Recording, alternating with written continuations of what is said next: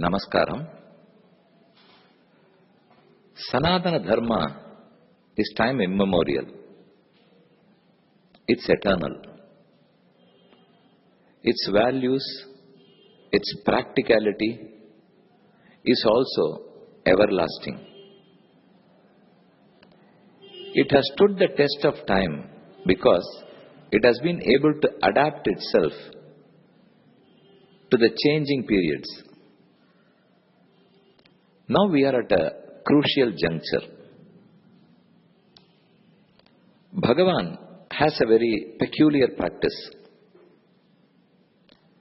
As the yugas pass by, he simplifies the means to reach him.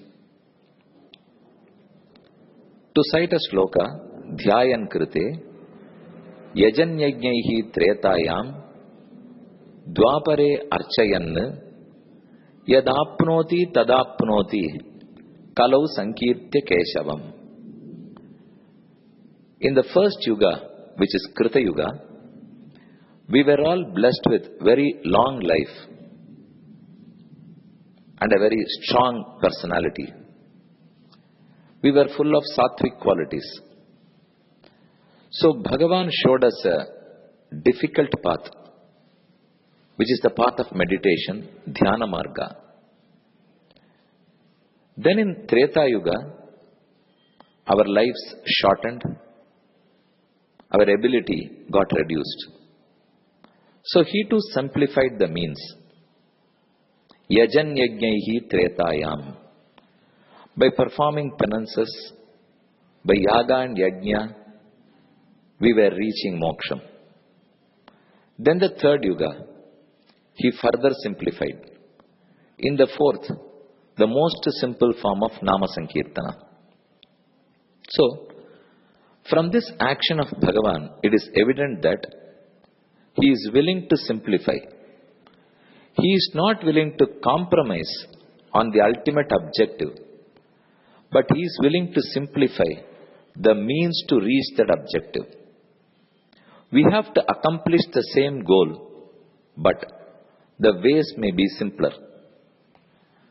Taking a clue, taking a leaf from this book of Bhagavan, we must also always adapt Sanatana Dharma to the changing Pratyaksha Loka. Our Acharyas have been very conscious so that the gap between Vaidika and Laukika, the spiritual life and material life, never widens. If the gap widens, then people who are all too much Laukikas, who are into material life, may slowly lose hope and start drifting away from spiritual life. So our Acharyas never allowed that to happen.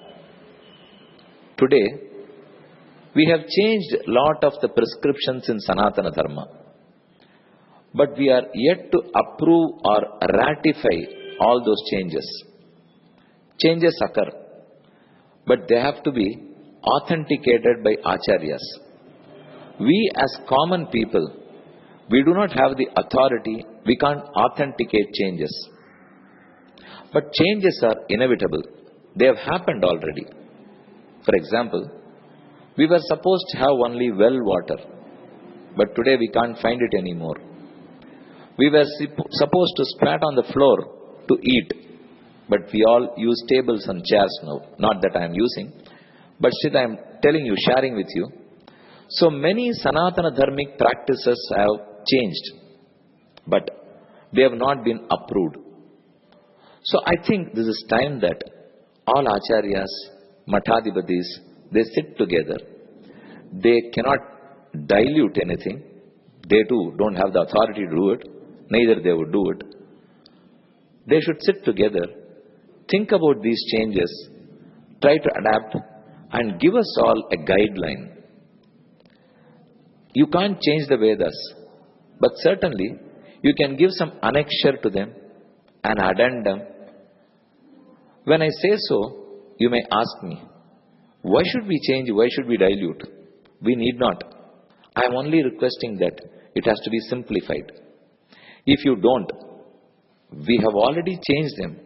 Not that we are sticking to the books of Vedas.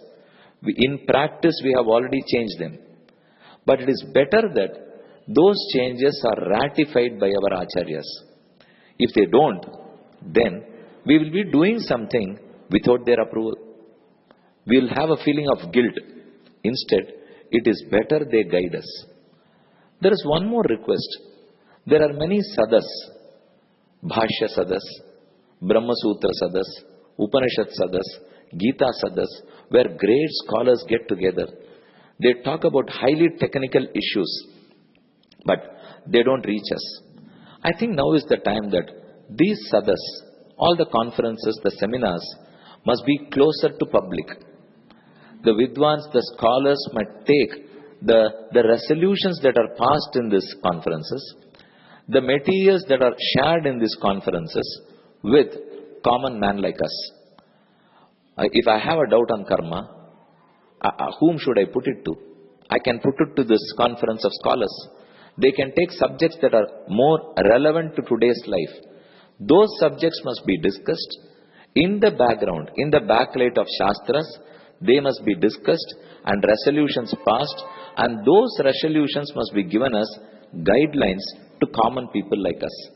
If these things start happening, and the temples and mutts are counseling centers, if they transform to be counseling centers, which they were in olden days, if they transform to be counseling centers, then we can go approach them, mend our lives, we can get guidelines from them, which will be a great change. I hope this comes. We should all plead to Bhagavan and all the acharyas to guide us the right way so that we don't drift away. Thank you. Namaskaram. This audio broadcast is brought to you by Sri Velukudi Swamy. To receive this broadcast every day in your mobile, kindly save this number 94432190021 and send a WhatsApp SMS. Enjoy this audio broadcast every day in your mobile.